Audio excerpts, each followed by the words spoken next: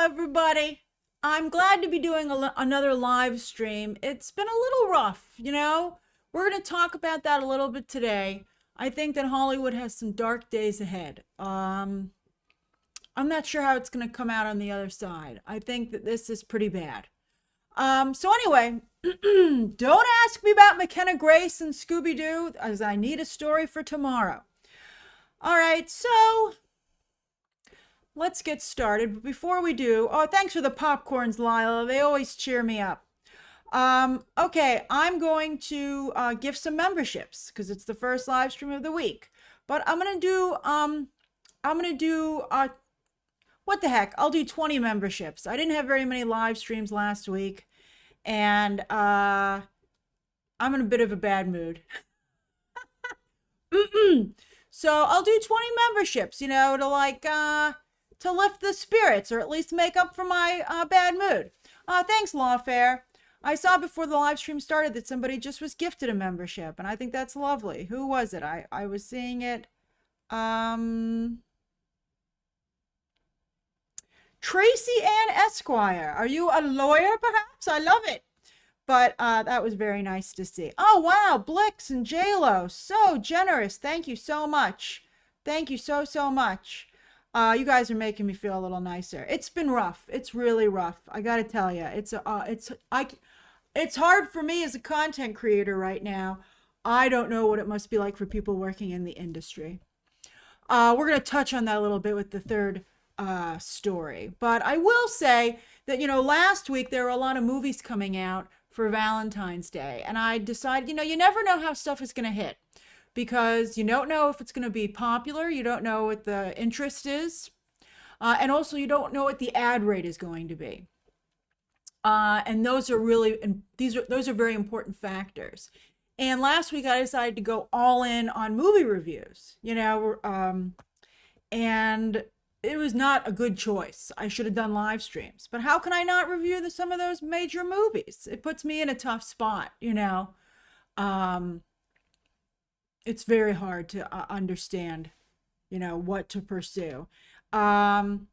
It's very tough. Okay, all right. You know, I can just tell you the ad rates on those movie reviews were shockingly low. Shockingly low. Reviewing Crime 101 was a waste of time. But at least I spread the word about what a good film it is, and I got some of you to be able to check it out as well. Although I know some of you didn't like it. I was very fortunate to run into a BTT viewer, an OG BTT viewer on Valentine's Day. But they were very kind, but did not actually like Crime 101 very much. And I was like, Mom, I'm sorry to hear that. Okay, so let's, what do I mean ad rates, Deck? Well, ads play on videos here on YouTube, but it's not a set ad rate. So the advertisers not only have to decide what they want to spend in general, but also what topics they want to spend money on. So apparently advertisers felt that there was no use in reaching out to fans of Crime 101 and Wuthering Heights. They felt that that was not a good use of their ad dollars. And so therefore the advertising rates on that content that features anything to do with those movies, I would say is substantially less than what it should be. Okay. No, it has nothing to do. It's the same for everybody. It has nothing to do with competition. And in fact, everyone's Crime 101 review underperformed from what I could see. So it's just crazy. It's a very difficult situation. Okay. All right. Welcome to being your own boss. You know, these are the tough decisions you have to work through. Faye, I'm sorry to hear you had surgery, but I'm glad it seems to have gone well and you're taking care of stuff. Good for you. Okay. All right. So let's get to today's three stories. These are actually really excellent stories. Okay. So because the second two stories are a little negative, I wanted to start out on a positive with the Batman story. You're welcome, James Gunn. We found him for you. All right. So story number one. Where are we? Boop. Oh, no, I covered up poor James Gunn's face. There we go. Okay. All right. Holy casting fine, Batman. We got him. We got him. And if you want to see him in all his glory, here he is right there. There's a bigger photo of this guy. Let me make it so it's a little bit. I don't want to cover myself up too. All right, there we go. So who the heck is this guy? All right, let me get my arrow. This is Paul Anthony Kelly. He's a Canadian model that Ryan Murphy found. He's 6'2". You guys really care about height. He's 6'2". He fits the mold. He can walk next to Nicholas Hoult and David Corenswet, no problem. I liked since I tweeted about this. And I see, there had been some chatter I saw before I tweeted on, what was it, Saturday maybe? But I saw that I kind of got people more, after my tweet, it started to really catch on. Although, of course, that might be the algorithm for you. But I'm seeing a lot of support for this guy. And James Gunn, who is forever online, I hope is seeing it too. All right, so James Gunn's dilemma. What is his problem? Well, his problem is Matt Reeves and Pattinson. Everybody loves Pattinson, as they should. This is a wonderful take on the character. I think they managed to make Batman as interesting as his rogues gallery. I really loved what they did. He does look a little like Kevin Conroy, the deck officer. That's a good call. But he's also rocking a porn stash right now, if you see him at the fashion shows, which is hilarious. Okay, but anyway, everybody loves, hey Figs, welcome back, or welcome.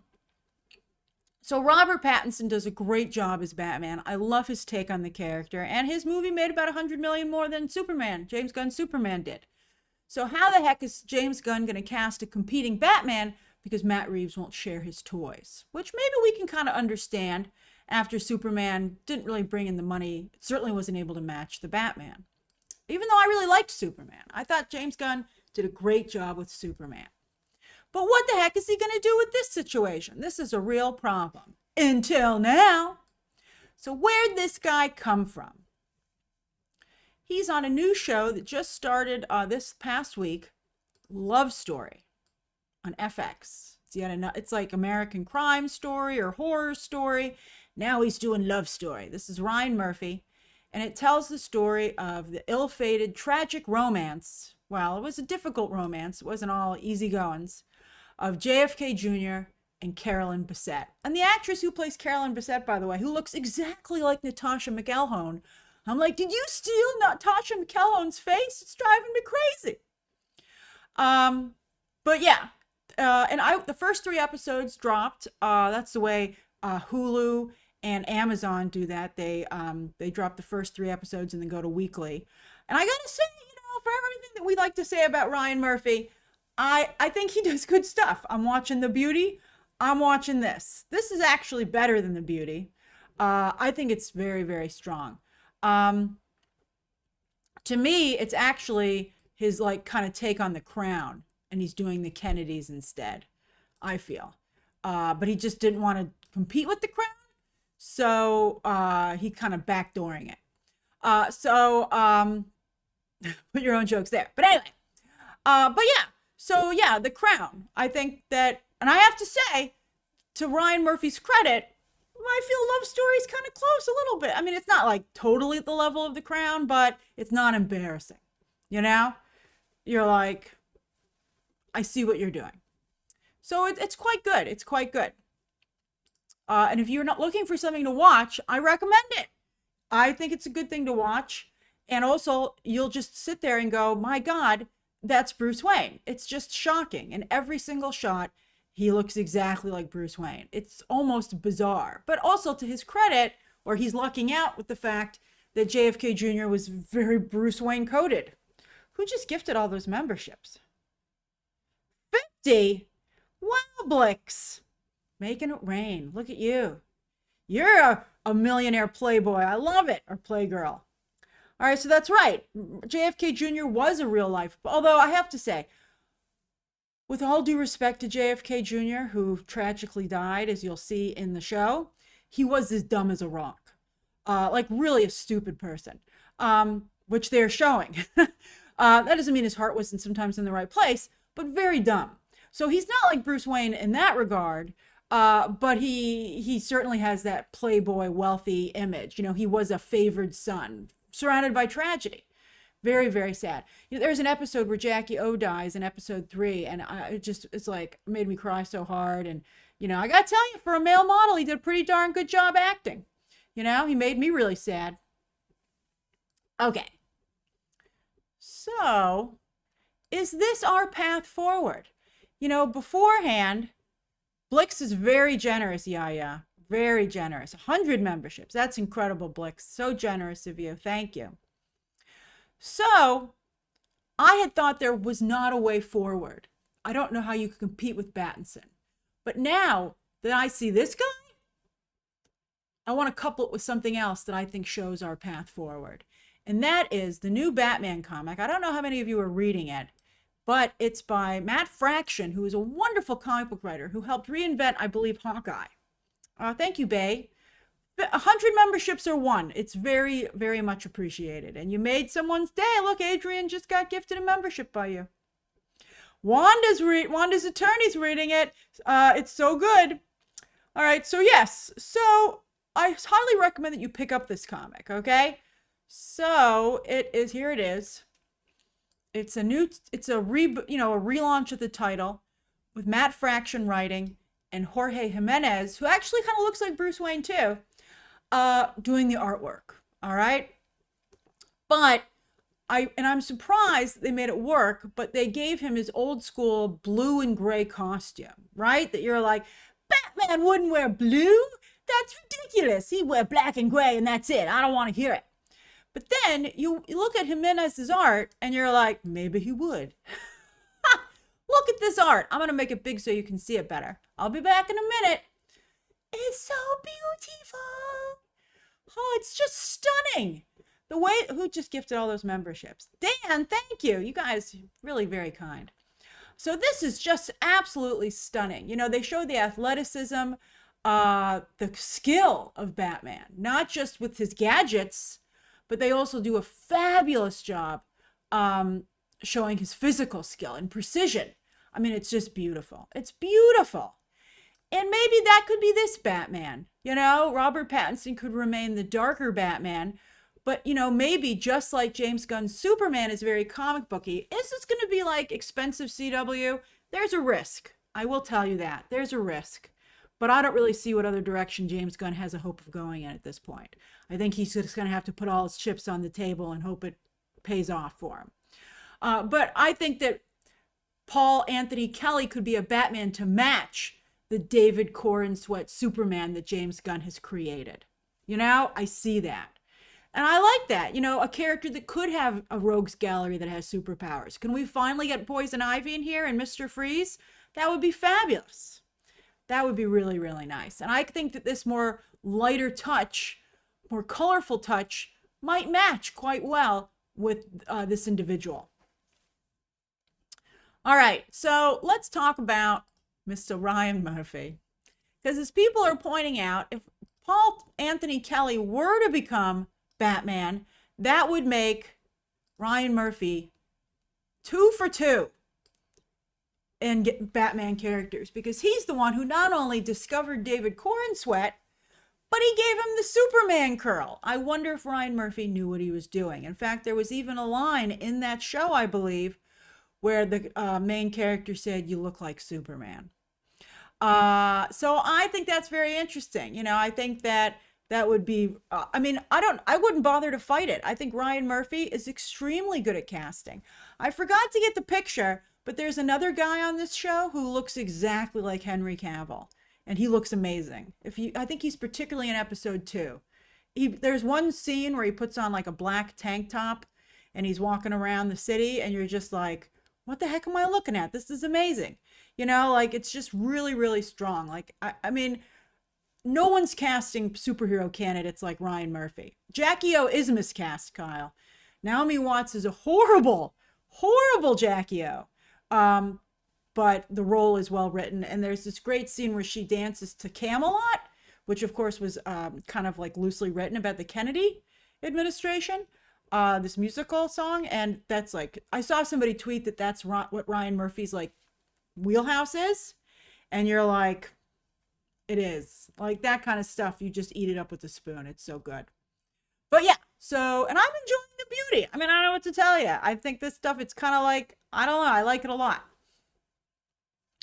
All right.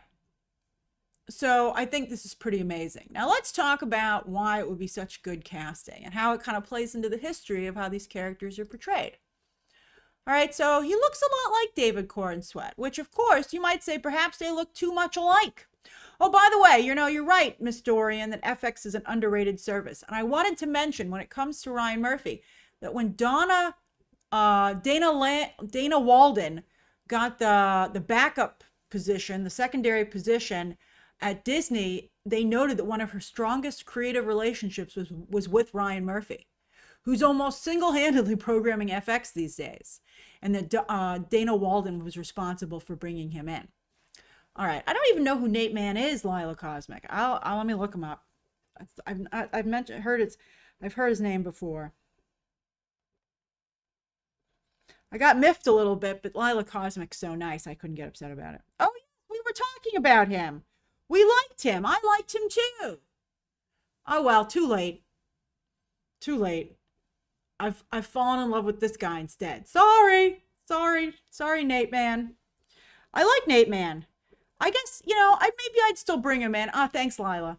Maybe I'd still bring him in, but I think that Paul Anthony Kelly is better. But I mean, who am I not to screen test multiple people? I'd still bring in Nate Mann. Nate Mann has like a meanness to him. Paul Anthony Kelly is very soft in his look a little bit. He's like, I think he could do the tortured, but I mean, he seems like a nice guy. This guy looks like he wants to beat the crap out of you, which works for Batman in my opinion. But yeah, whatever happened to Nate Mann? Boy, does he not have a publicist? How did he fall off of all of our radars? Okay, I mean, a lot of this things go with timing. A lot of this stuff is, a factor of timing. And Love Story might have come out at just the right time to get Paul Anthony Kelly this role. A lot of time, like we were talking about Adriana Arona from Andor. She might be a good Wonder Woman, but it's taking too long and she's losing her buzz.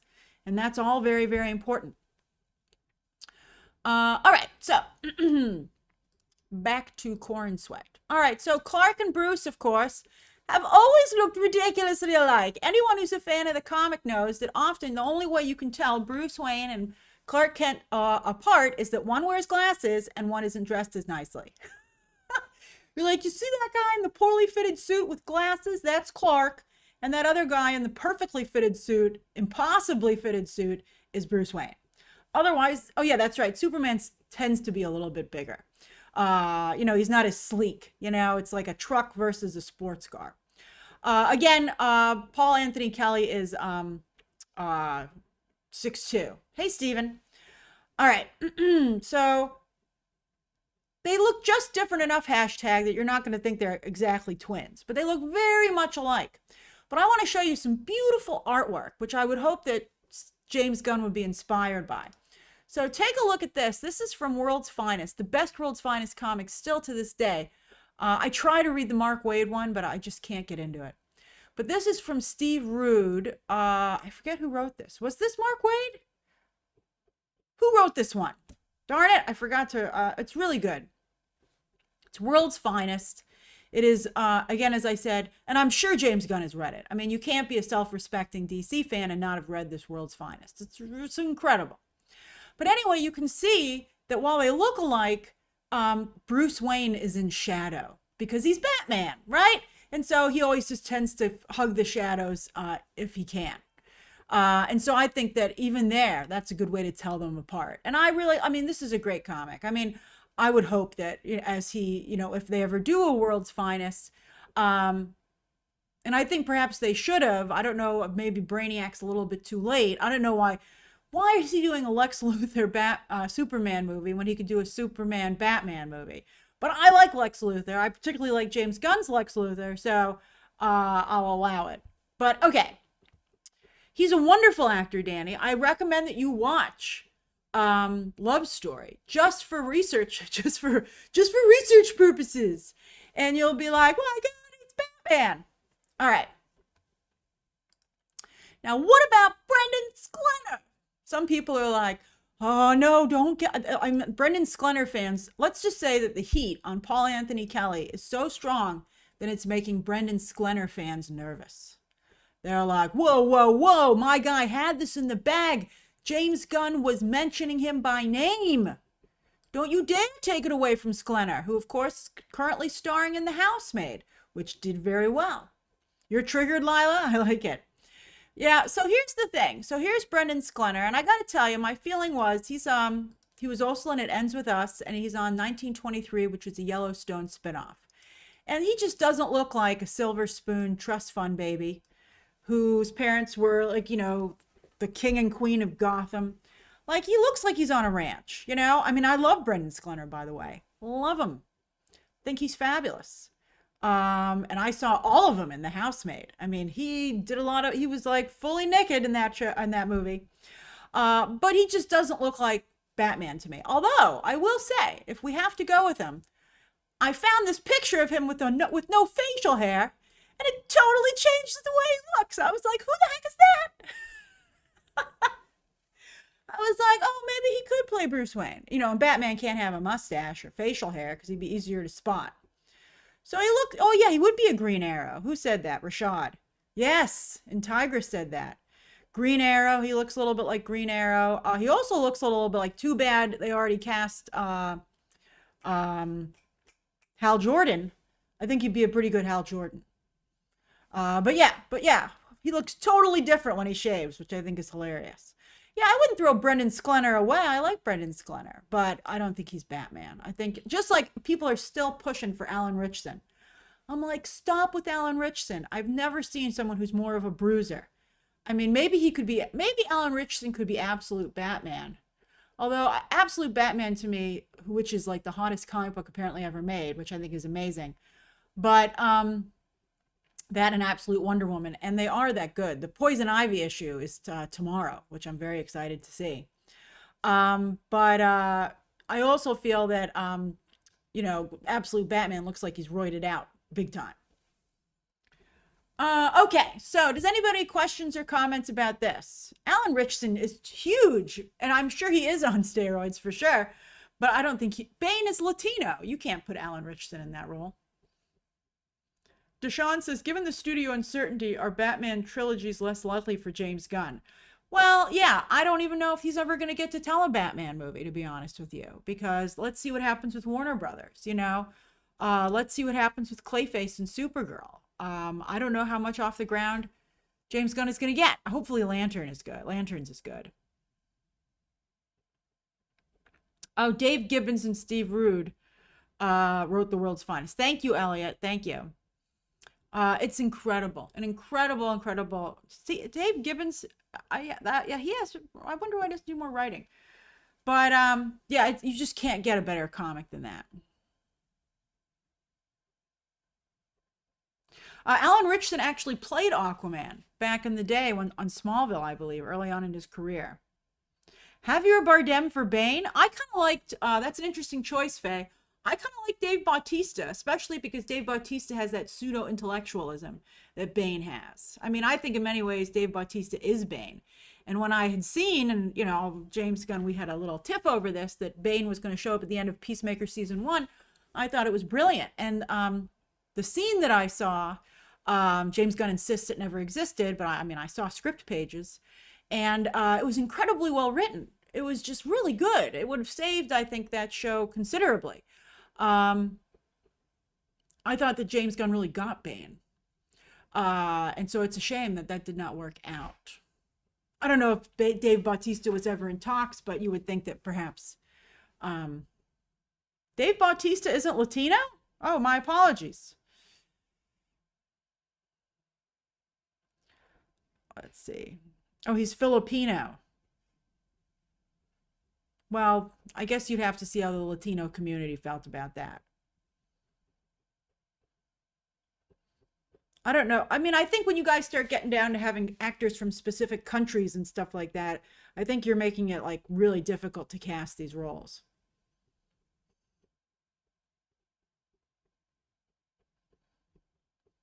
I haven't even seen anything about Lanterns, legendary movie critic.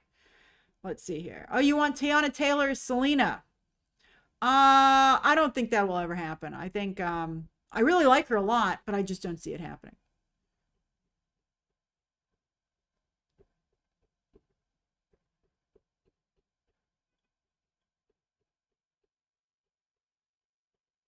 How do you guys? The Jeremiah Rivera says no one knows Bane is Latino, and you're Latino. How do you guys not know that Bane is Latino? He's from like what, Santa Prisca, right? I mean, if you're a comic book reader, you know Bane is Latino. If you only watch the movies and you only saw Tom Hardy playing the role, well, then I guess that's fine. But then you don't read comics.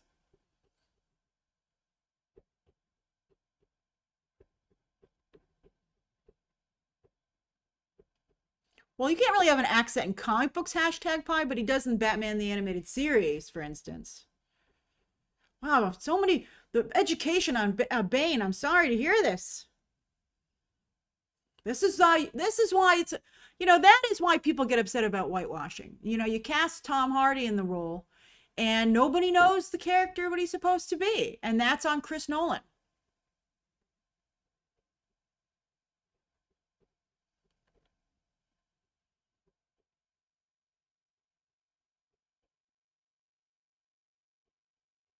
If he does wear a luchador mask.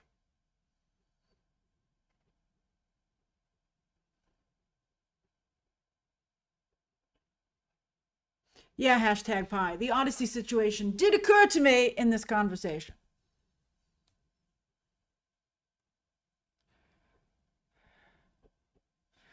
Oh, that's funny, LP1. I hope you're joking, saying you thought that he came out of the ground from Poison Ivy.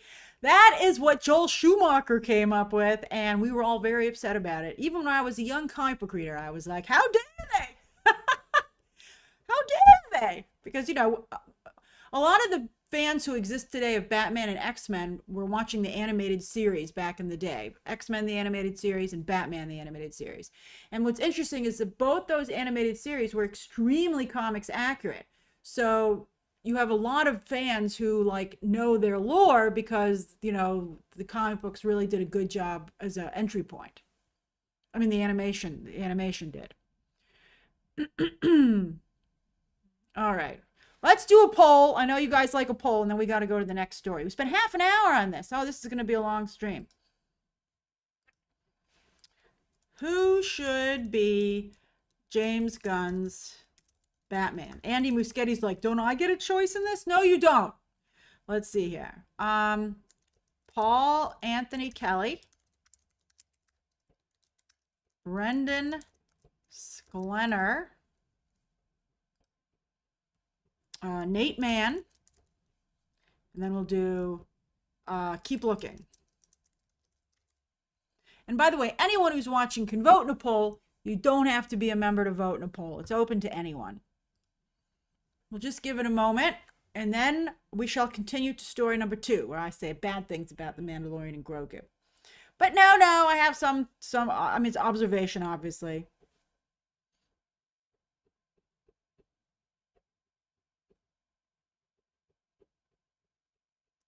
Timothy, I would like a Wonder Woman that, well, I don't know I don't know if we have to have the specific country, but regionally or could be Greek. I think that's as close as you're gonna get.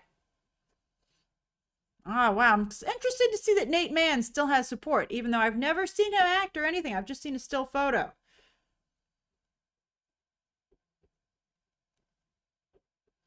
That's right, Lila. Nate Mann, his publicist, is doing him dirty because there ain't nobody talking about him. Brian, of course Amazons are Greek. They're from Greek mythology. Woo! Okay.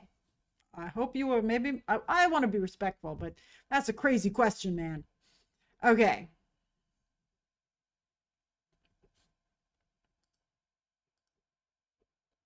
I'll give it another moment, then I gotta go to the next to the next story.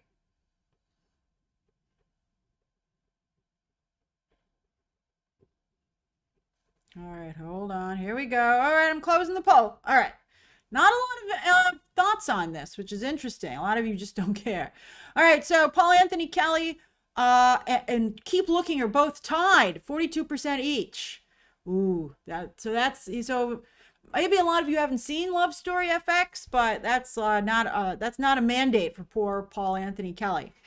10% want Brennan Sklenner, and then there's poor Nate Mann at 6%. Whew. All right. Okay.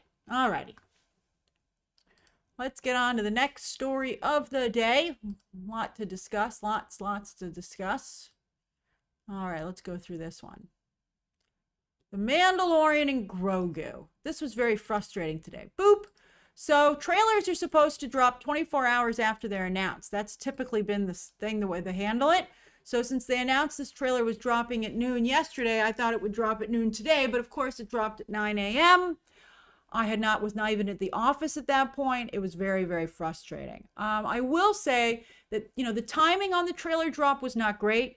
Not only did you have the tragic death of Jesse Jackson, he passed away, but also the drama over Colbert not being allowed to have a Democratic candidate on his show, being blocked by Paramount, which really lit up the internet. And we're going to mention that actually in the third story. So the timing on Mandalorian and Grogu's trailer drop was not great. Although I have to say, I don't really feel that it was a trailer that was engineered to get people talking. I know people might be like, oh, there's a couple Star Wars Rebels characters. I don't think they were. Embo. Yeah, Embo. I watched Star Wars Rebels. I don't remember Embo at all. You guys are like, Embo. And I'm like, what? Okay. And I just feel like it really wasn't designed, I think, to get people to talk. What I'm surprised that when they watch these trailers, when they cut them for franchises, they don't have the conversation of like, okay, well, what are the talking points that emerge out of this trailer, right? What's everyone? Oh, he's from Clone Wars. Well, no wonder I don't know who he is. Okay. But yeah, I think that I only watched the final couple of episodes of Clone Wars. But yeah, I'll never forget dragging my parents to see the Clone Wars movie in theaters back in the day. And boy, did I have to apologize for that. I was like, it's going to be great. And then it was like, oh, battle formations. And I was like, this is a tough one. Okay. So yeah. Hold on. A little parched. Okay. A lot of people love Clone Wars, Danny. It's very popular. Although I don't know if it's the path forward for Star Wars. And we're going to talk about that. All right, so what's the first thing here? Ad campaign. Yeah, I'm not quite sure what's going on with the ad campaign for this movie. I think it's real low key. But we'll see how it works out. We'll see how it works for them. I think that it doesn't seem like a big theatrical event. I think that's perhaps something that's confusing a lot of us, that it seems really low key and it's supposed to be a big summer movie and it doesn't feel that way. I do think that what you're seeing overall is a battle for the future of Star Wars. What direction are we going to go in here, right? Andor really impressed a lot of people, myself included, particularly season 2. It was absolutely incredible. And then, of course, there's Ahsoka, which I have to say I enjoyed as well. But, Andor had trouble with ratings. Ahsoka was a bigger hit, but neither one of them was a huge hit. So you don't, again, speaking of mandates, I think you don't have a strong mandate for which direction to go in. Now, of course, Star Wars is a big universe. There could be all different types of programming, but there has to be a main spine to the universe. And so they have to decide what that's going to be. I think it's tough. Amara says normies don't even know this is happening. That's true. But I do think that I think that there's not a lot of chatter about Star Wars these days. And so I think normies are forgetting about it, which I think is a problem. It doesn't seem like it's big a deal. I also think normies are just a little tired of franchise talk and stuff like that in general. And, that's why I think something like the Odyssey, hopefully it's good. It's set up to be a big deal, perhaps. All right. Now, I do want to say that I think Game of Thrones is in a similar situation where people are loving A Night of the Seven Kingdoms, but we'll talk about that a little bit more even tomorrow, and I'm going to do a spoiler review when they have the season finale on Sunday. But that's a more serious approach. Should Star Wars be more serious? But then that's what Game of Thrones does. Game of Thrones has its marching orders, what people want to see from that. what is Star Wars supposed to be? Um, is it for adults? Is it for kids? Is it supposed to be all ages? I think it's difficult. TV Psycho, I think Starfighter seems so unmoored in any specific area that I think it's hard to even feel like it's a Star Wars movie. Also, I'm getting really sick of stories about an adult and a child teaming up together. I mean, it's just come up with a different story already. It's too much of the same thing. All right, so I do feel The Hunt for Ben Solo. I've been seeing some wishful thinking, and I agree with it, actually, that it would be very wise for them to greenlight this project. I think it would do quite well, and I think Steven Soderbergh can really deliver sometimes. Sometimes he doesn't, but I think he's very strong, and I think The Hunt for Ben Solo is, I think one of the things that Seven Kingdoms gets right is that it's steeped in the lore. And I think that The Hunt for Ben Solo would also be steeped in the lore in a really, I think, engaging way. So let's see if they decide to do it. All right, so next thing, where's my arrow? All right, the fans. I saw a lot of fans defending this trailer this morning. And I think it's because fans know that Star Wars only has so much time left before it's going to be even harder to win people back. So, I mean, I can understand if you really love something, you want to see it succeed. It's a little bit like how Marvel fans were insisting that Fantastic Four was going to be a huge hit. And the rest of us were like, I don't think so. And it would make Marvel fans really angry. Remember that? Like hardcore Marvel fans would be like, they're Marvel's first family. How dare you? It's going to be the biggest movie ever. And then we were like, yeah, it's not, And I think this is kind of like a similar situation, interestingly enough.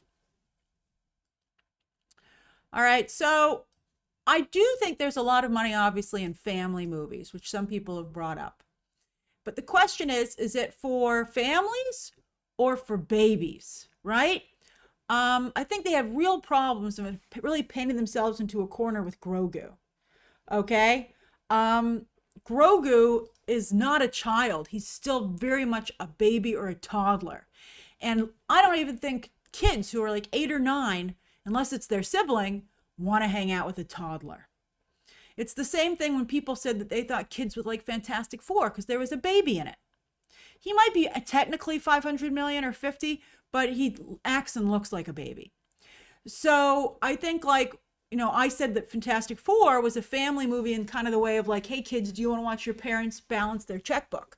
It's just not interesting. Hey, Sunday River. I think that's a problem. One of the reasons The Incredibles does so well is that you see the kids from the perspective of their own perspective. So that's another issue with Grogu that I think is a real problem. Like Grogu is adorable and people bought a lot of Grogu stuff, but I don't know if Grogu can be like the main character, particularly because he doesn't talk. And we'll get to that in just a moment. But I will say that it's just very kiddie. I thought that it was just nuts to have a joke where the Mandalorian is scolding Grogu saying, maybe we save your rest of your cookies for after dinner. And you're just like, what are we doing here, man? Is this an action movie or like a fun movie? Or is this just like, hey, Star Wars has parenting problems too? Is this like a parenting influencer blog? I just feel like, it's just not a good fit, Tatsim says, what's the checkbook comment? Well, I just feel like in Fantastic Four, they were focused on like parental problems that kids wouldn't be interested in. Oh, it's so hard to be a parent. Kids are like, I couldn't care less, it's, I thought that it was just not the fun aspects. I think if you want kids to like stories about other kids, you have to put it from the kids' perspective. And if you want kids to like stories about adults, the adults have to be doing fun things. And there was nobody doing anything fun in Fantastic Four. And I don't see a lot of fun in this trailer besides like, hey, would you like a cookie? And I gotta say, Grogu has pretty fancy tastes because he's eating macaroons. Those are just macaroons. And I'm surprised that they're like, ooh, space cookies. And you're like, oh, but that's just a macaroon, man. Okay?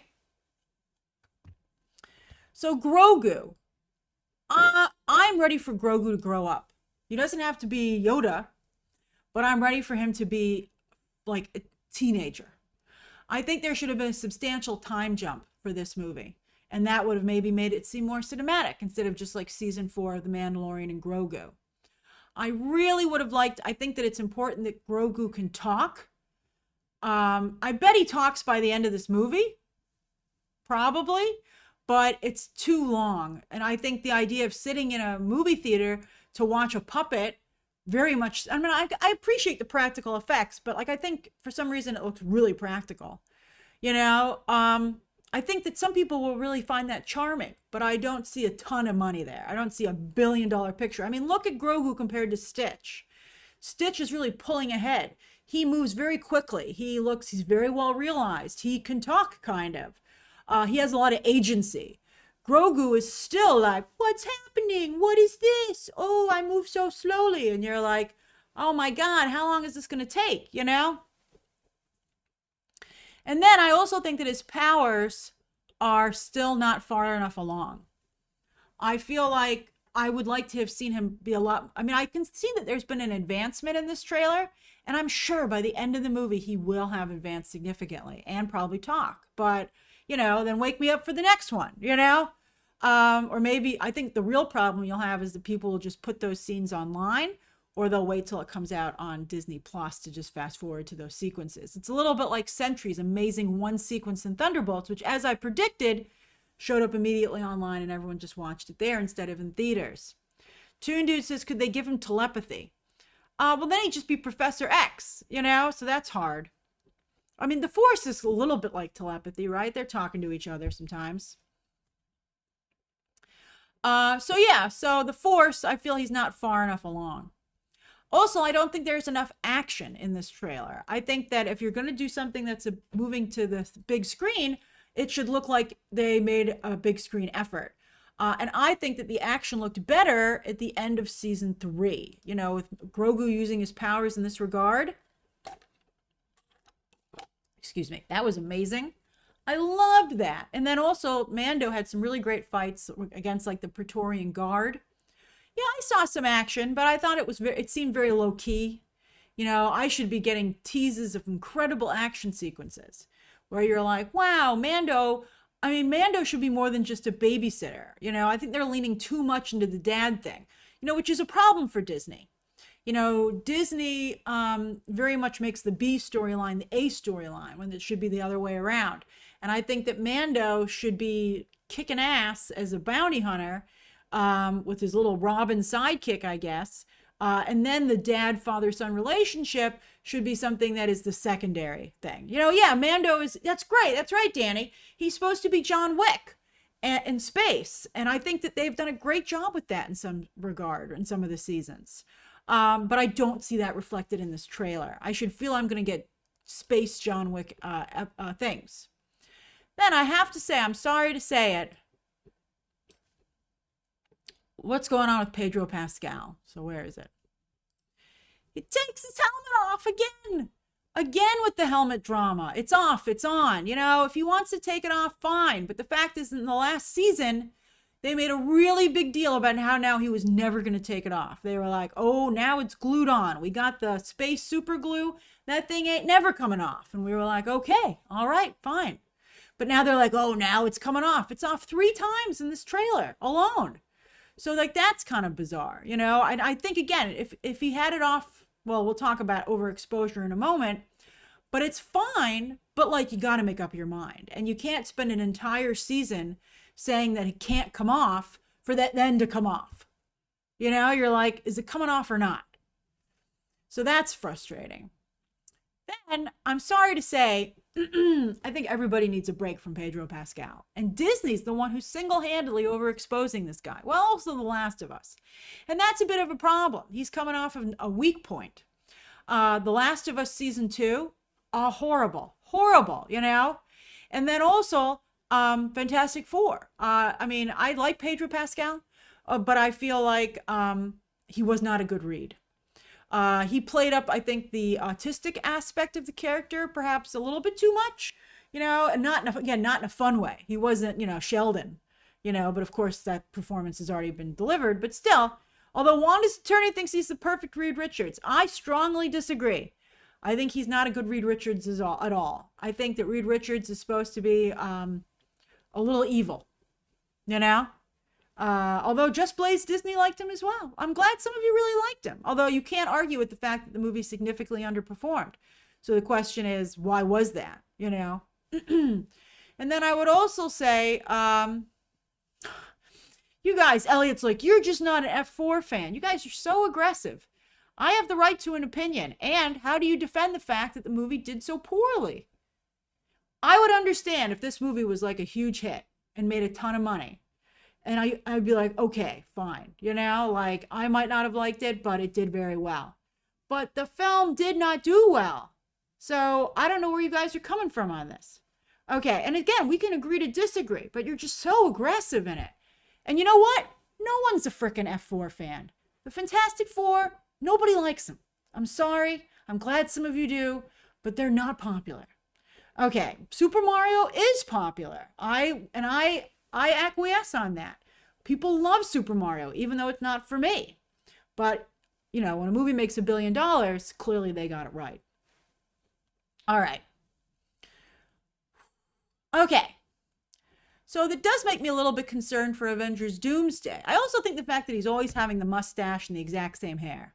You know? You're like, you know, he looks like Reed Richards there. You know, I think like that's kind of crazy. You know, like he looks exactly like Reed Richards. The only difference is what he's wearing. And I think that that's potentially an issue. Especially because he was great in Materialists. I'd love to see him go back to making more movies like that in between his Marvel films. So we'll see. We'll see how it does. I think it's going to make about $500 to $600 million. But maybe not. Maybe because it's a family movie for Memorial Day weekend, maybe everybody goes to see it. I got to tell you, I try to think about, would my family want to go for Memorial Day weekend? I think it might be hard to get them to go because they've been burned so badly by a couple of Marvel movies and stuff like that at this point. I don't know if I could get people to go. And that's how I think about it, you know, especially when they look at this trailer and they think, you know, this skews very, very young. So I do think it'll probably do extremely well on Disney Plus. You know, are there any other movies coming out for Memorial Day weekend? Let's see here.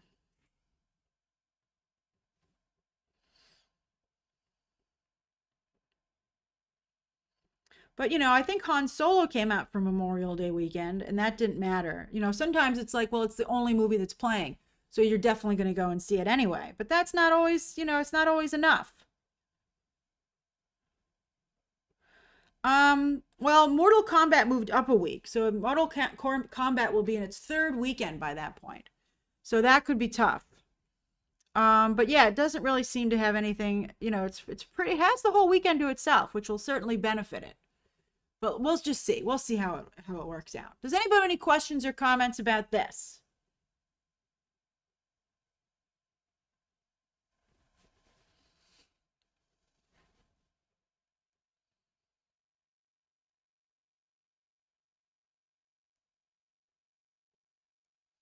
Brian says Michael is going to eat this film's lunch. I think Michael could be a very big movie, but that comes out at the end of April, and that will already be done by the time this film comes around.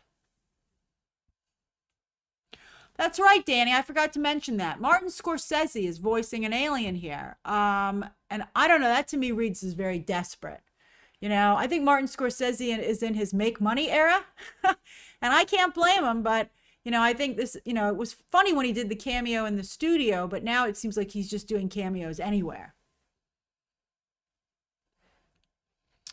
Wanda, I'm sorry to say I don't like any of the Fantastic Four casting. I think they all turned out poorly. I think it's weak sauce. And I'm going to be pretty upset if I have to look up Vanessa Kirby and when everybody wants Elizabeth Olsen. Paul says, if Star Wars is for everyone, and I believe it is, what can they do to unite everyone again while having different... I think The Hunt for Ben Solo would do it. I think they should bring back spectacle to Star Wars. And I don't see any spectacle here. You know, I don't think the shots are impressive enough. Like, think about when we saw the Batman. Speaking of Battinson, remember the Batman trailer when the Penguin's car turned upside down and then Batman, like a bat, was upside down walking towards Batman, and we all lost our minds and we were like, it's the greatest thing we've ever seen. Then you should have stuff. Star Wars should be delivering shots like that. Even The Acolyte at points. And The Acolyte kind of killed Star Wars. But early on, The Acolyte had some incredible action sequences. Really great lightsaber work, in my opinion. And I really feel bad about that, you know? There was grandeur, Dane. Well, I'm glad you felt that there was. I didn't see any grandeur, but I'm glad that you did. Brian says, why do you think Jon Favreau made the movie so kiddie? Maybe to play it safe. Maybe they decided to just lean into Grogu, and that was maybe the unfortunate, unintended consequence. You know, it's hard to tell. Sometimes things don't come out particularly the way that we intended them to, maybe. Oh, Dane says there used to be grandeur. Yes, there was. Even back during the Disney trilogy, even though we didn't like it how it always turned out. And that's one of the things I liked about Rian Johnson's The Last Jedi. I mean, I acknowledge that The Last Jedi did a lot of damage to the fandom. But I liked that movie. And one of the things I liked about it was the grandeur. I mean, it was gorgeous. Remember that fight in the Red Room? I mean, that was incredible, you know? Or when Luke dusted off that stuff, dust off his shoulder, and then you had that fantastic, you know, more meme or gif that came out. I mean, I really liked, and also when Laura Dern sliced that starship in half, I mean, that was great stuff. Tillman, I'm glad you liked The Last Jedi too. I mean, to me, that was some really incredible stuff. I can still see that experience of seeing the ship, Laura Dern cut it in half with the silence, and that one woman yelling F you in the theater that I was in. It's one of my top movie experiences of all time. Muma says, what past Star Wars trailer do you think was the ultimate best trailer with the greatest shots? Ooh, that's a tough one. That's really hard. I don't remember all the Star Wars trailers, unfortunately, off the top of my head. But I would probably say that The Last Jedi was the most visually interesting. And I thought The Acolyte was visually interesting. You know, I agree that at the end it got really bad. But, I mean, that big Jedi versus Sith fight, that was amazing stuff. Lawfare says, my sister-in-law and niece love Grogu, but I have never watched any Star Wars. They have lots of Grogu merchandise. Isn't that interesting? That they would like something so much and not want to watch where it exists. Although I know people like that as well. Thank you, X-Men Super. Oh, it's good to see you, Emma. I know someone like that too, actually, which is very interesting. They have no interest in watching anything with Grogu in it, but they do want to buy the merch. And, you know, maybe Grogu sells so much merch, they can take a little bit of a wash on this movie, as long as it is an excuse for more merch, which is interesting. All right, let's get to the next story, because we're already at 53 minutes, and I want to do the Q&A. All right. But I don't really understand what they're going for here, and I'm curious to see how it performs as a result. Okay. Story number 3. Boom, baby. I like this picture of David Ellison I found. He looks so angry. He's an angry Nepo baby. Okay. All right. So David Ellison refuses to give up. He wants Warner Brothers. Why does he want it so badly? Well, he really feels that his purchase of Paramount will be meaningless if he can't get Warner Brothers. This was apparently his plan all along. And it's like, what was the point of buying Paramount if he can't get his hands on Warner Brothers? His whole plan is going to go down the toilet, and he'll be stuck being a small potato in the studio system, whereas he wanted to be a big potato. He wanted to be a big potato, man. Why didn't he just buy Warner Brothers then? I think it wasn't for sale at that point. And also, you know, I think he felt that he had so much money through his dad that, you know, nobody could possibly have a better offer than him, which is what his argument is still. And also, I think he felt that, you know, he had to do it piece by piece. He doesn't want to own just Warner Brothers. He wants, the whole point is to own Paramount and Warner Brothers and combine them to get to scale. Okay, so the latest development. So he came back and he said he wants to do he wants to amend his offer yet again. So there was a verbal comment apparently made that right now they're offering $30 per share for the whole enchilada, the whole company. And they said that they would now, if they opened up the conversation again, which they did today, that they would pay $31 a share. They also offered a ticking clock fee, which means starting in 2027, for every quarter that the deal is not approved, has not yet gone through, that they will pay 25 cents a share, which actually amounts to $650 million per quarter, to really try and make sure that the deal gets through, and that if it slows down, because Netflix is saying that it wouldn't be approved. It would have a big regulatory process, and that would take a very long time for people to see their money. So Paramount's saying, well, we'll give you more money for waiting. Then also they offered to pay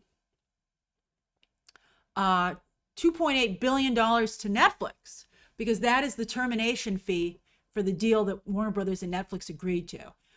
In that agreement, if Warner Brothers were to renege on the deal they've agreed to with Netflix, they have to pay a penalty of $2.8 billion. So Paramount has said, don't worry, you don't have to pay that. We'll have you break this deal and we'll cover that fine. So that's a ton of money. I mean, I hope Larry Ellison must really want this, because he's one of the richest men in the world. He and Elon Musk are constantly battling for number one, but he's just spending like all of his money on this. And that's true, Shahar. They could be giving it maybe to charitable events and helping people, but instead they're going to go and he's going to buy his son an entertainment empire. And the political implications are very bad, but we'll talk about that more in just a moment. But that is something else that is just not going away, particularly today. So Netflix got really upset and they said, fine, here's a waiver to Warner Brothers. You have 7 days. You have 7 days to talk to Paramount about this again, and then that should settle it for once and for all. They're like, because Warner Brothers isn't supposed to be able to negotiate with anyone anymore because they have a deal. But why are they being pushed to do that? Well, I think it's probably because the Ellisons got to one of the largest shareholders of Warner Brothers. And, of course, sometimes people like you and me could own stock, but there are retirement funds and, capital hedge funds, stuff like that will own a tremendous amount of stock. And they are big voting blocks, which have a lot of power. And I think the Ellisons got to one because they said that if Warner Brothers refused to hear out what they agree is the better offer from Paramount, they would sue Warner Brothers for not getting shareholders the largest amount of money they could. Because while Netflix's offer is less, there will still be a smaller company that exists and shareholders will retain shares in that as well. Because, remember, Netflix is only buying a little bit of Warner Brothers. All right, so Warner Brothers has set a vote, March 20th. March 20th is when they're going to finally, Tall Guy, it might not be their largest shareholder, but it's big enough to cause a problem. It's not like one ranting lunatic who owns like 10 shares. It's someone who still could be a headache for them. So, yeah, it's interesting. Okay, Walt, you say this is so they don't get sued. I think that's probably part of it. And, Netflix said that Paramount was having antics, to fight this in the court of public opinion. So the shareholder vote will be March 20th, which is about a month away. So will we have an answer in a month? I'm not sure we will. I think, the Ellisons are very close with Donald Trump, and Donald Trump has had tremendous success just not giving up on things and challenging them. He is still going after the election that he lost in 2020. He's, in 2020. He's still barking up that tree, even though he's now president again. He won't let it go. And a lot of his constituents and followers support him, at least publicly, in that regard. So I wouldn't be surprised if, even if the shareholders were to vote that they wanted to go with Netflix, I think there's a strong chance that Paramount will go to court anyway and argue that it was machinations behind the scenes, unfair practices, being put against because of their political. And remember, Trump has a lot of judges. So what judge could they end up against? I don't think Trump cares which way it goes. I think he's very close with the Ellisons, but when Netflix and Warner Brothers were about to make a deal, or as soon as they announced they were going to, Trump bought a ton of stock there. So he's going to make a ton of money no matter what happens. But I don't think this will end on March. I don't think that the Ellisons will give up until, I don't know if they'd ever give up, until maybe they don't want to spend any more money on it. But maybe they might feel if we can't have it, no one can. We're going to make life hell for Netflix. I mean, Netflix's stock has been hurt a little bit. That's a good point, Brian. What happens with the midterms? What happens politically? If Trump loses some of his grip on the government and the legal system, maybe the Ellisons will then no longer feel it's worth doing. But we'll see. Now, today, there was a very difficult story about Stephen Colbert and The Late Show, and they had wanted to have a guest on. This is James Tallarico, who is running for Texas Senate. He's actually running opposite Jasmine Crockett. And CBS's lawyers, I guess the Trump administration feels that Tallarico is a threat, or at least that's the narrative that Tallarico is using, and very effectively. He appeared on The View a couple of weeks ago, and the FCC is investigating that appearance.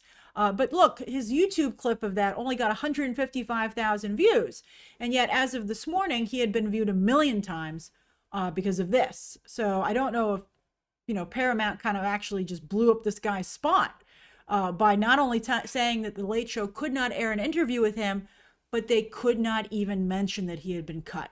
Now, of course, since Stephen Colbert is a dead man walking because he's fired, his contract is not going to be renewed.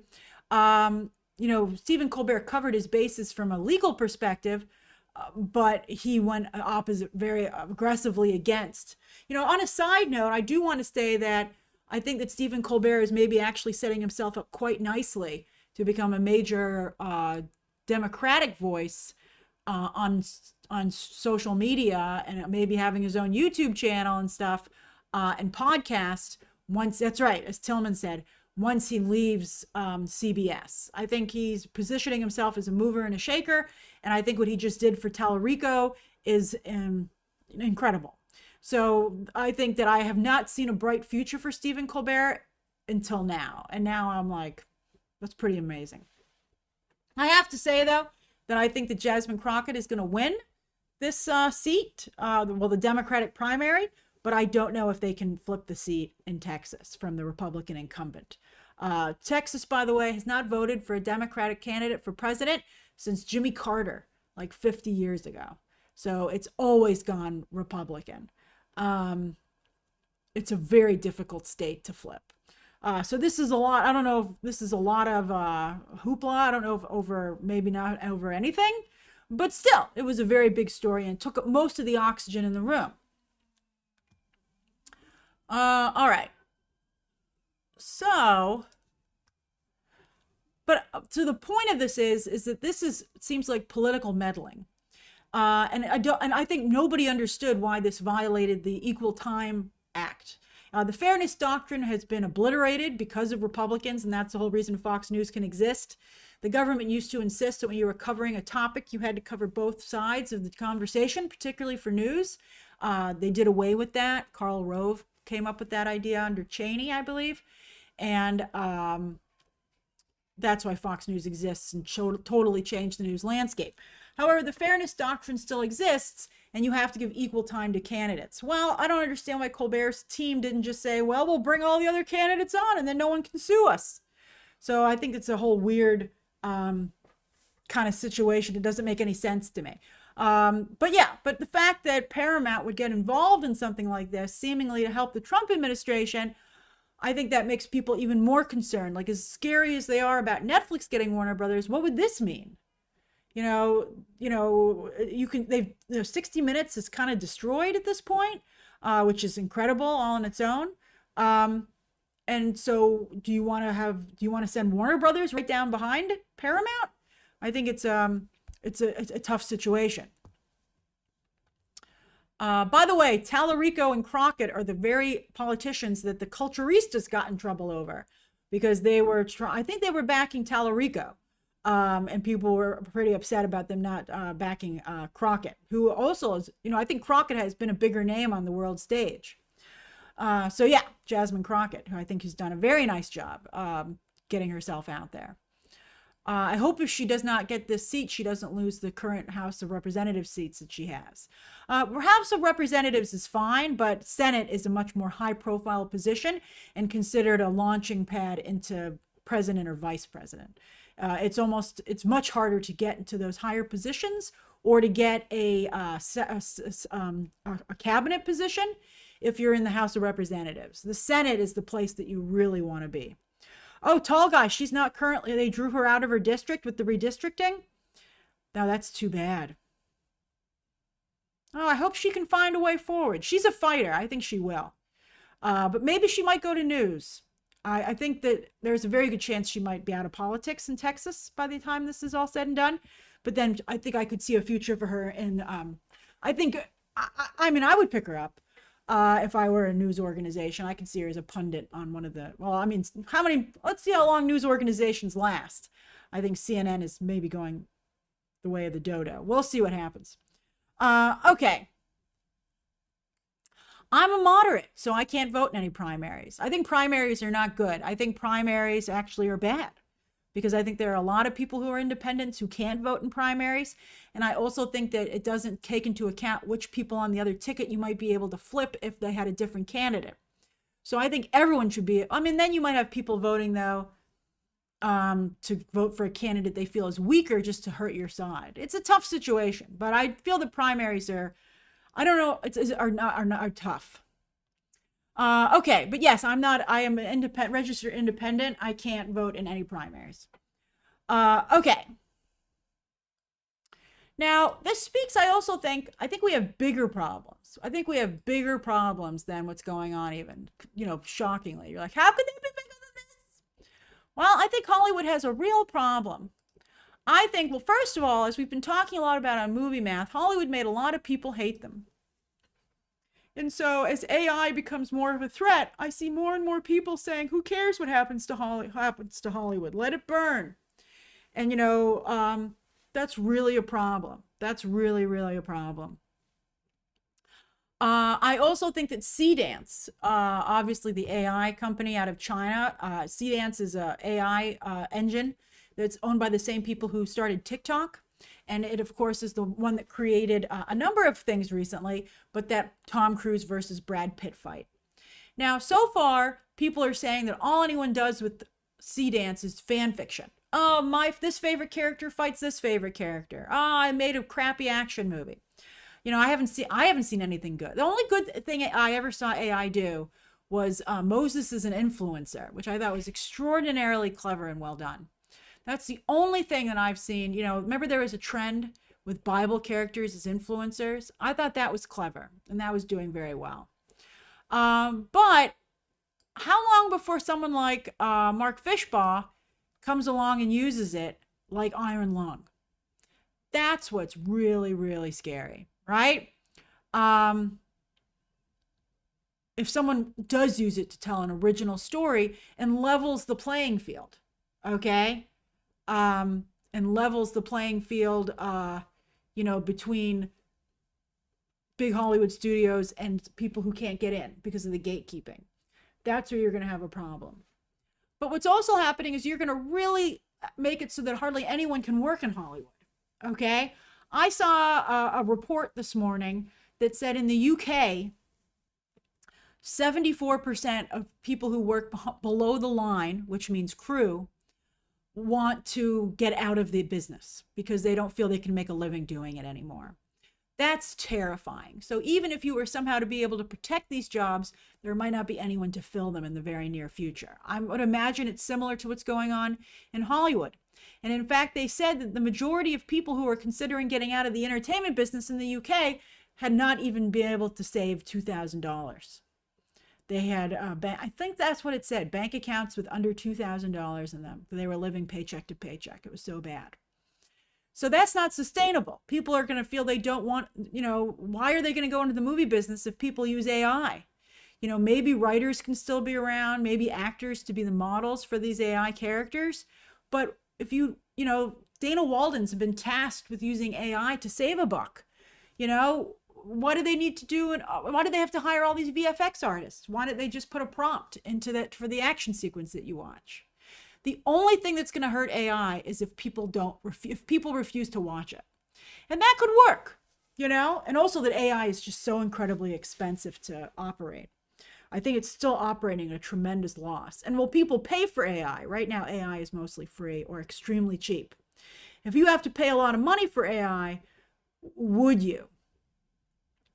But, you know, this is like a considerable problem. And so hopefully people will refuse to watch it. You know, the tech industry felt that everybody would love virtual reality. Remember, everybody was pushing those goggles. Even Apple, like a year or so ago, released those really big goggles. And they were like, wear this on your head all the time. And everybody was like, what? And no one did. But, you know, for a couple of months, they acted like everyone would. So, you know, nobody knows for sure what's real online anymore. Who knows if these AI companies are engineering this discussion?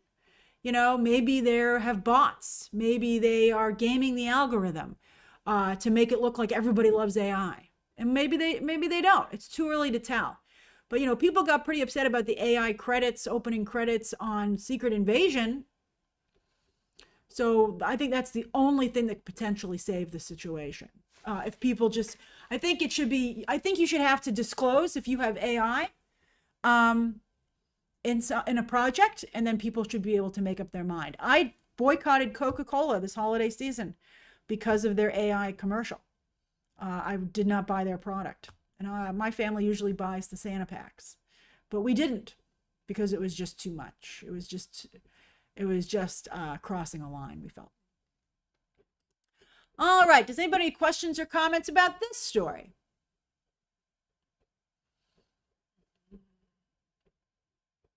That's right, Denzel. People were buying those NFT photos. And they were like paying ridiculous amounts of money. And we were all like, that's so stupid.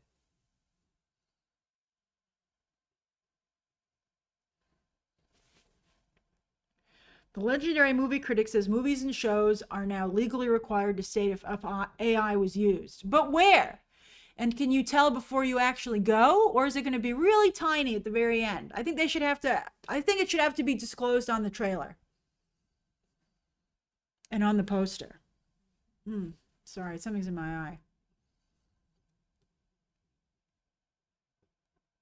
Bye, Tigress.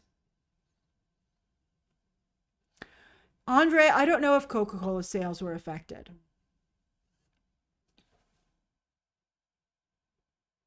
Britt, I see you boycotted Coca-Cola for other very, very good reasons.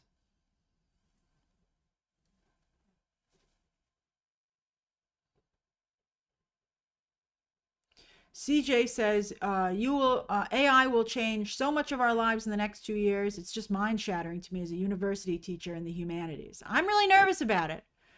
The speed at which AI is moving and the lack of responsibility, it's like no one saw Terminator.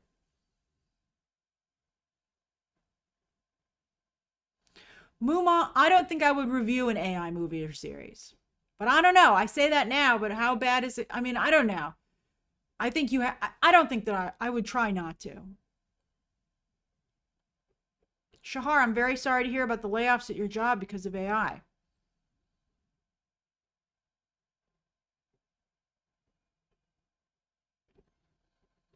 Amy Taylor says, do you see they're using AI for the mouths on dubbing?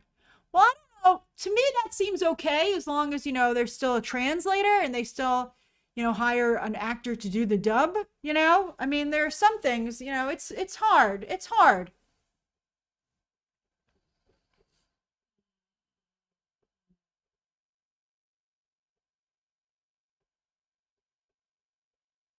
Joe Manos Fat says, you work in the music business and you're already talking about how to track AI products. That's great. I hope that you do.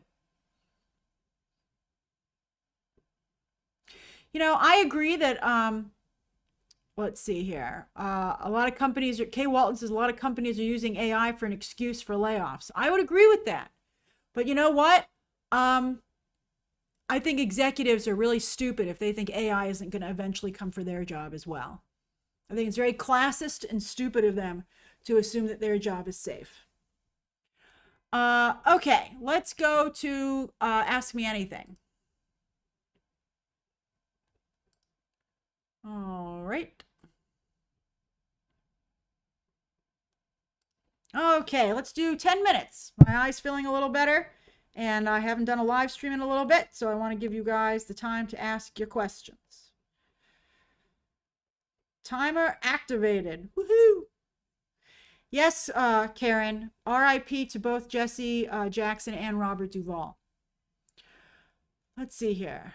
Red Cipher says Zootopia has shown itself to be a huge brand overseas and still seems to have room to grow domestically.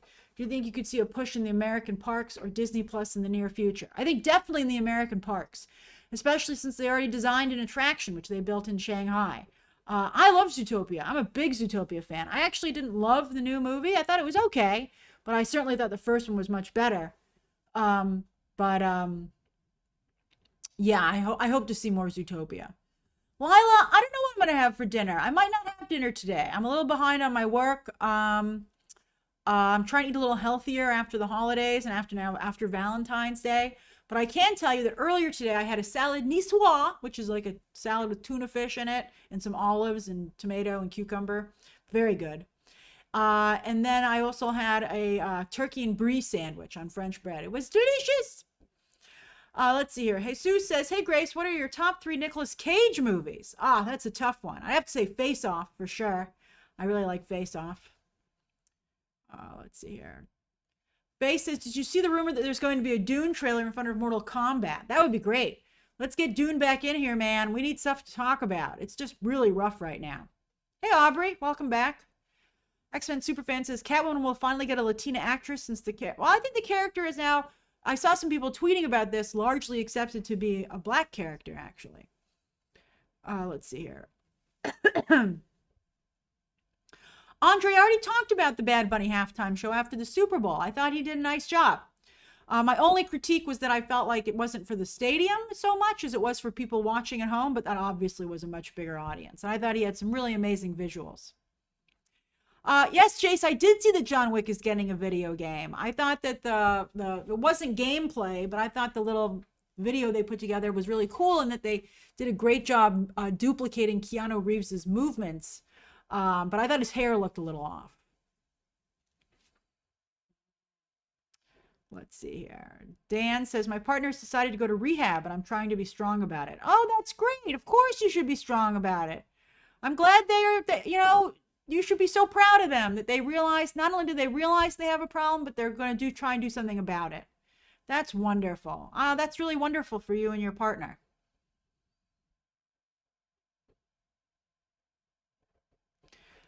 Exu says, do you think the UFC move to Paramount will mean they ruin the Nielsen ratings? Why would that ruin it? I think you can see that the Taylor Sheridan stuff does extraordinarily well on Paramount. We might start seeing UFC fights on Nielsen ratings. Paul says, if you were James Cameron, how would you feel about Avatar 3's box office? I'd be nervous. I'd be really nervous. I think he should go and make another Terminator movie. Although the last one was so bad that he was involved in with the story. But I think Avatar needs to take a really long break. And I just don't know if... I think he's in danger of the next one not making $1 billion. I think he should quit while he's ahead. Thank you, Aubrey Smalls. That's very generous of you. That's right, Amy Taylor. They did just reskin the Tree of Life to Zootopia. I would need to see that. I think that would be fun. Oh, look at all these questions. Hold on.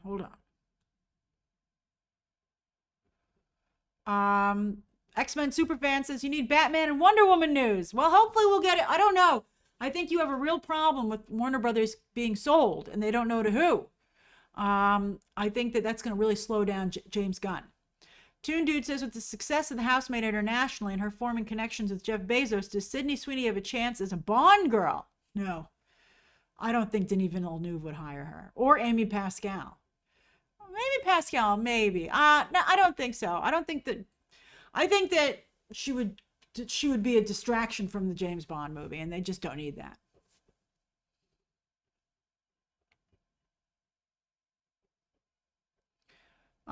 Caramel, I have not seen the Powerpuff Girl debate. If they can defeat Omni-Man, I love it. Well, maybe now that Omni-Man's had a change of heart, they can. Sunday River says, have you been following the Star Trek Academy problem? I've seen it peripherally. I can see that show is like the Gen V of Star Trek, and I think I can see that it's been under fire by a lot of the channels that need to make that kind of content, but I don't see a lot to really make it stand out on its own. Like obviously no one should make fun of it, just don't watch it. But I had a lot of issues with Gen V season 2 myself. Oh, look, Marino says, hello, I'm a fan of your content. Oh, that's so nice. I always learn from you in the community. Have you ever considered teaching? Love from Argentina. Aw. Well, I think I kind of do teach a little bit, I think I'm glad you guys, a lot of you say you learn so much from my videos. Class is in session. I saw there was some gameplay, Sean, for the John Wick, but I thought the gameplay didn't look as good. Let's see here. Andre says, oh, sorry, I must have missed that video. I agree. Love the show, but yeah, it was mostly for TV. I'm glad. Yeah, I'm glad. I mean, it did great viewership, which I think is wonderful. Oh, Ryan, I'm sorry you missed most of the stream, but you're here now. Oh, let's see here. Battinson update? Well, they're gearing up for the Batman Part 2. I'm excited to see some, it looks like they're doing the Harvey Dent story, and I don't know. I would have preferred Mr. Freeze. It would have been a slam dunk in my opinion. Tomas says, hi Grace, do you know how many that watch Wonder Man? Oh, there haven't been any numbers, but it was at the end of January, and it was a binge, so it should actually be coming up very soon on Nielsen, and we'll get a look at how it performed. Let's see here. Claudina says, if we don't get a spoiler review for Wuthering Heights, what would be a few of your notes on the movie? Is it too soon to share? Okay. Thank you. That's very sweet of you. I should have done a spoiler review for Wuthering Heights. There wasn't enough interest and the ad rate was so low. I decided not to do one and to focus on other videos. And then that didn't, it was really hard. I don't know, but I don't know. I liked it. I don't really know if I think the conversation kind of is, in my opinion, I'm not really feeling it, but I'll be curious to see how the movie performs in its second weekend. I think all the book fans really did a good number on that movie. They really took it down. Blaze Disney, I'm glad you enjoyed Gen V Season 2. Some people liked it, although I think it did very poorly in the ratings. And we have not heard about a Gen V Season 3, and I probably don't think that we will necessarily. Thanks, Toon Dude. Let's see here. I think I got your other super chat, Emma. Let's see. 2 minutes left. Give me your questions.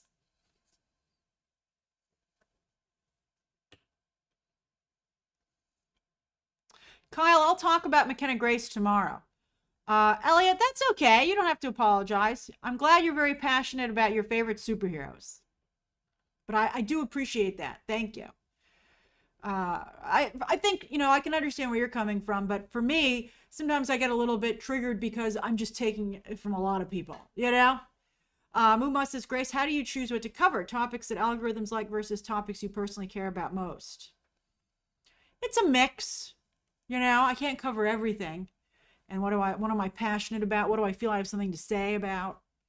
It's difficult, especially because I put so much care and effort into my edited videos. It takes a tremendous amount of time to make a video.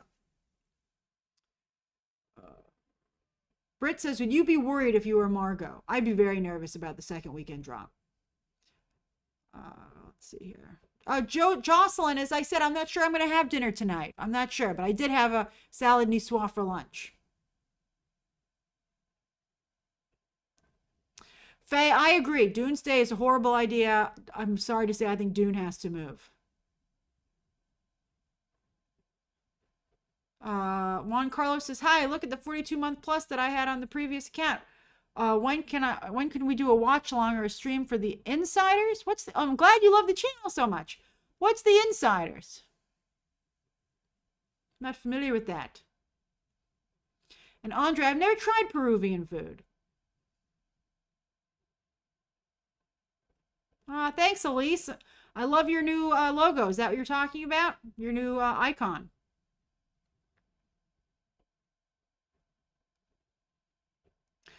Oyster Bay says, when do you think we'll find out who Sadie Sink is actually playing in Brand New Day? Well, I don't know how much they can keep it a secret.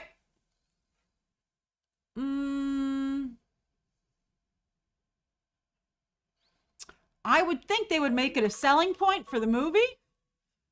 But let's just see what happens with the first trailer. A trailer should be coming up in the next few weeks.